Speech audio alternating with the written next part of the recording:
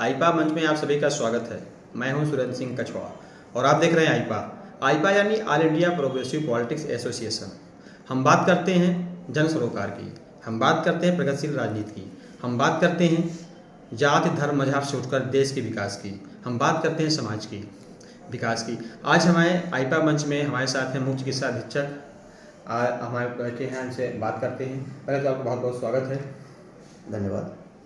हमारे आईपा मंच में हैं और आप हमारे आईपा मंच के इस मुहिम को क्या कहना चाहते हैं? ये एक बहुत अच्छी मुहिम है। जैसा कि आपने बताया कि शासन द्वारा जो विकास के कार्य हो रहे हैं, सरकार के जो कार्य हैं और जनता तक जो कार्य पहुंच रहे हैं और जो हम सुविधाएं उनको उपलब्ध करा रहे हैं, उनके बारे में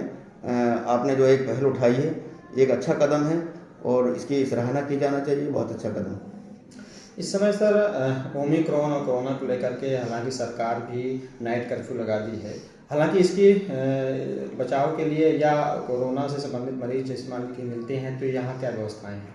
हाँ, कोरोना से बचाव के लिए ओमिक्रॉन जो नया वेरिएंट आया है, इसके बचाव के लिए हम लोगों ने काफ़ी इंतजाम किए हैं। अब मैंने सबसे पहले तो मैं आपको बताना चाहूँगा कि हम लोगों ने सबसे पहले जो हमारा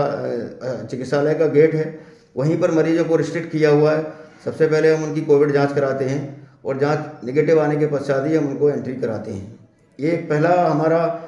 कदम है जिससे कि हमारे जो चिकित्सक हैं या हमारा जो स्टाफ है वो इन्फेक्शन से बचा रहे, उसको किसी तरह का कोई संक्रमण का खतरा ना रहे। और इसके अलावा भी हमने स्टाफ लोगों को और सबको ये बता के रखा हुआ है कि सभी लोग मास्क पहने, सोशल डिस्टेंसिंग का पालन करें और मरीजों को जो बुलाते हैं तो एक एक करके मरीज डॉक्टर के चैम्बर में आएँ, जिससे कि सोशल डिस्टेंसिंग का पालन हो सके। और अगर कोई संक्रमित मरीज आ भी जाता है तो वह हम उसको अलग कर पाएँ, स्क्रीन कर पाएँ और उसको जो है हम आइसोलेट कर पाएँ। आप जिला चिकित्सालय में कितने डॉक्टरों की उपलब्धि है सर, और यहाँ पर जो नए डॉक्टर आए हैं किन किन रोग संबंधित यहाँ डॉक्टर हैं?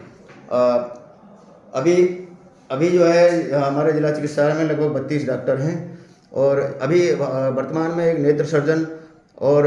एक मानसिक विशेषज्ञ तो हमारे यहाँ ऑलरेडी हैं ही, और एक हड्डी रोग विशेषज्ञ और एक बाल रोग विशेषज्ञ की अभी नवीन तैनाती हुई है शासन द्वारा। एक ENT सर्जन भी अभी रिसेंटली 4-5 दिन पूर्व ही ज्वाइन किए हुए हैं। चूँकि ये जिला जो है नीति आयोग के अंतर्गत आता है और हमारी केंद्र सरकार भी इस ज़िले के लिए पूरी प्रगति के लिए जो है कृत संकल्पित है। अतः यहाँ पर डॉक्टरों की किसी तरह की कमी ना हो, इसका सरकार पूरा प्रयास कर रही है। और हमने इसमें देखा है कि काफ़ी कुछ डॉक्टर पिछले 1 साल के पीरियड में काफ़ी हमारे जो रिक्त पद थे उनके सापेक्ष काफ़ी डॉक्टरों की हमारे यहाँ भर्तियाँ हुई हैं और डॉक्टर हमारे यहाँ ज्वाइन किए हैं। सर अभी काफ़ी लोग हालांकि ब्लेम लगाते रहते हैं, डॉक्टर समय से नहीं बैठते हैं, डॉक्टर नहीं मिलते हैं, या लोग कहते हैं कि डॉक्टर मिलते भी हैं तो सही से इलाज नहीं करते हैं, तमाम ऐसे ब्लेम। तो क्या कहना चाहते हैं?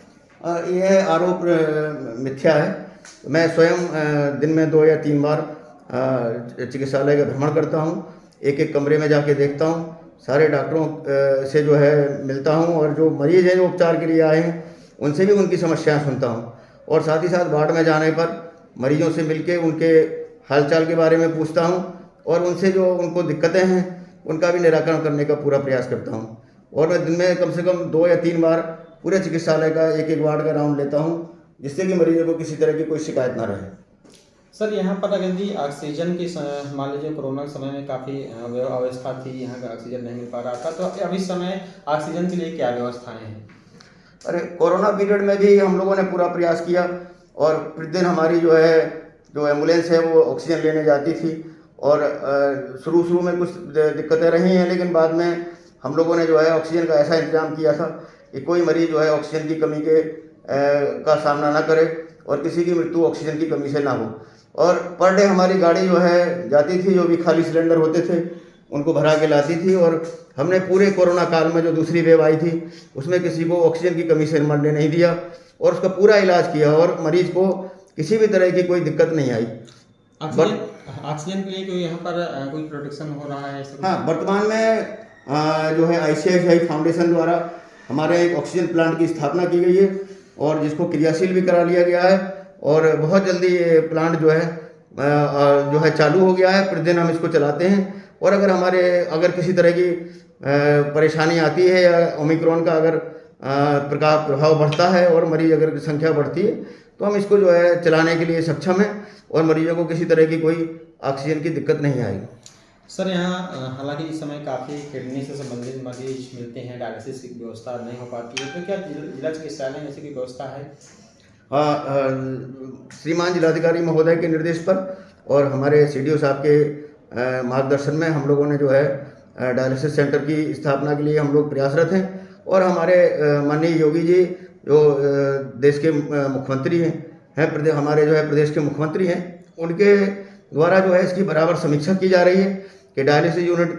कब चालू होगी, कितना उसमें काम बकाया है और हम लोग रोज़ उसका अपडेट लेते हैं। वर्तमान में उसका जो है डायलिसिस यूनिट जो हमारे यहाँ बन रही है वो उसका पूरा स्ट्रक्चर खड़ा हो गया है, लाइट का काम पूरा हो गया है। बस जो है अगले महीने तक ये जहाँ तक मैं उम्मीद करूँगा कि यूनिट जो है हमारी डायलिसिस वाली चालू हो जाएगी और मरीजों को डायलिसिस के लिए कहीं दूर कौशाम्बी या बांदा या कानपुर के लिए नहीं जाना पड़ेगा।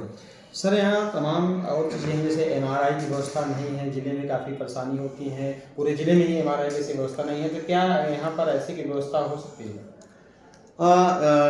आपने सही कहा है कि MRI की व्यवस्था नहीं है। वर्तमान में हमारे यहाँ एक्सरे वो सादा और डिजिटल दोनों होते हैं, साथ ही साथ CT स्कैन की भी सुविधा है और लगभग करीब 25-30 CT स्कैन भी पर डे हमारे यहाँ हो जाते हैं और MRI की सुविधा अभी हमारे यहाँ नहीं है और सरकार ने अभी वर्तमान में इस तरह की कोई बात नहीं है। फिर भी ये बात रखी जाएगी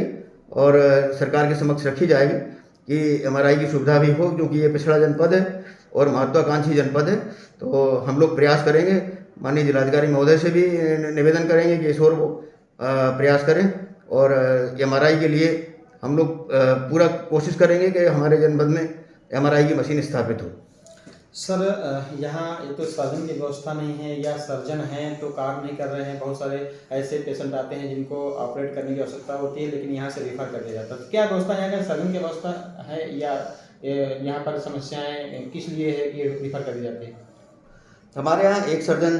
डॉक्टर दीपेंद्र सिंह है, वो लंबे अंतराल से मेडिकल अवकाश पर चल रहे हैं और काफ़ी समय से वो नहीं आ रहे हैं। इस संबंध में उनको पत्र भी लिखा गया है और उनके द्वारा जो है मेडिकल प्रमाण पत्र जो है भेजा गया है और अभी उन्होंने अपनी योगदान नहीं दी है और वर्तमान में सिर्फ जो है डॉक्टर राजेश खरे हैं जो अभी कार्य कर रहे हैं और यथासंभव जो भी, क्योंकि वो काफ़ी वयस्क हैं और काफ़ी जो है एजेड हैं, तो इस वजह से जो है वो जितना मैक्सिमम सर्जरी हो पाती है वो करते हैं और बाकी अभी कोई नया सर्जन हमारे यहाँ नहीं आया। एक डॉक्टर गुप्ता थे पहले, मोहित गुप्ता, जो संविदा पे थे, उनके द्वारा काफ़ी सर्जरी की जाती थी परंतु उनकी अभी संविदा ख़त्म हो गई है, जिसकी वजह से अब जो है कुछ सर्जरी घट गई है, लेकिन फिर भी डॉक्टर राजेश खरे जितना कोशिश कर सकते हैं सर्जरी का प्रयास करते हैं और उनके द्वारा सर्जरी की जा रही है। सर यदि कोई पेशेंट हीमोफीलिया से पीड़ित आता है या अचानक एक्सीडेंटल होता है तो उसके हीमोग्लोबिन जब कम हो जाता है तो ब्लड की आवश्यकता पड़ती है, तो यहाँ क्या व्यवस्था है? हमारे यहाँ जिला चिकित्सालय में ब्लड बैंक स्थापित है और ब्लड के लिए जो है हम लोगों ने पूरा जो है बीच में हम लोग कैंप ऑर्गेनाइज करते रहते हैं। हमारे आउटरीच कैंप भी लगते हैं जहाँ से हम लोग ब्लड लेके आते हैं और साथ ही साथ जो है बीच में हमारे पत्रकार बंधु हैं या हमारे जो है जयंती होने पर कुछ हमारे राजनीतिक दल हैं वो भी जो है ब्लड डोनेट करते हैं और हम लोग भी प्रयास करके जो है आउटरीच कैंपों के माध्यम से या कॉलेजों में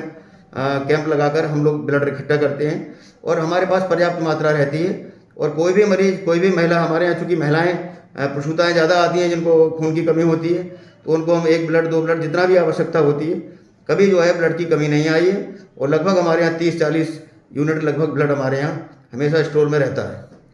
सर डिलीवरी वार्ड में 24 आवर्स डिलीवरियों के लिए महिलाएं आती रहती हैं और वहाँ डॉक्टर गायनोलॉजिस्ट लगातार हालांकि नहीं बैठते हैं, कभी मान लीजिए सर्जिकल सर्जन हुआ तो बैठ गए लेकिन वहाँ नहीं बैठते हैं तो काफ़ी समस्याएं होती हैं और एएनएम के द्वारा ही वहाँ डिलीवरी कराई जाती हैं, तो क्या इसके लिए कोई व्यवस्थाएँ हो पाएंगी? हाँ, जो हमारा प्रसूति विभाग है